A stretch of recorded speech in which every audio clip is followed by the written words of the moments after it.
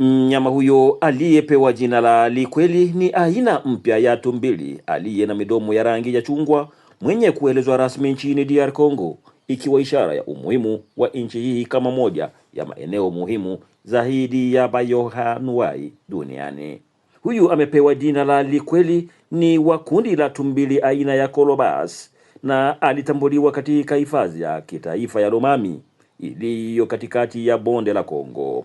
Ugunduzi huu ni matokeo ya utafiti wa miaka kadhaa uliofanywa na timu ya wanasayansi katika uwanja huo.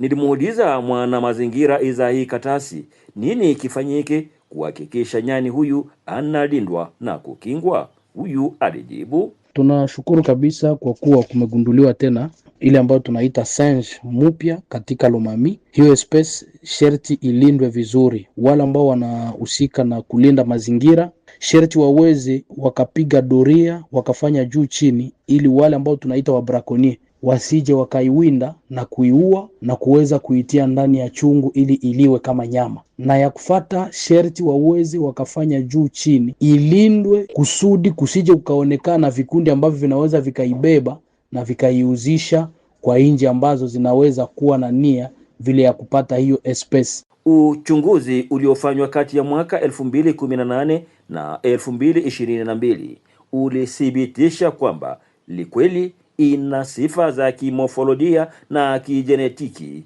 zinazomtofautisha wazi na aina nyingine za tumbili aina ya Colobus za Kiafrika. Kulingana na watafiti, spishi hii kwa sasa inapatikana tu katika eneo lenye misitu midogo sana katika bonde la Kongo Mashariki. Mwana mazingira Isahi Katasi amerejea na kupendekeza haya.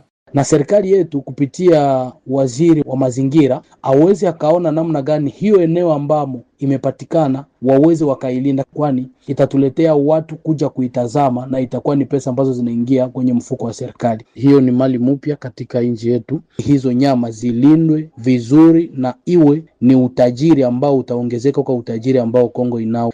Wanasayansi wanaamini Likweli inapaswa kuainishwa kama spishi iliyo hatarini kutoweka kutokana na idadi yake ndogo na shinikizo linaloongezeka kwenye mazingira yake. Uwindaji wa majangili, kuwafanya kuwa vitoweo, kuwashika kwa kuwahuza nje ya mipaka ya nchi, ukataji miti na uharibifu wa misitu ndiyo vitisho vikuu vinavyoweza kuhatarisha uhai wa spishi hii mpya. Tuangazie hapa ni katika mkoa wa Lomami ndiko amepatikana mnyama huyo, ni katikati mwa Jamhuri ya Kidemokrasia ya Kongo, kutoka ule mkoa wa zamani wa Kasai ya Mashariki. Msekedide, Idhaa ya Kiswahili ya Afrika, Sauti ya Afrika, Beni.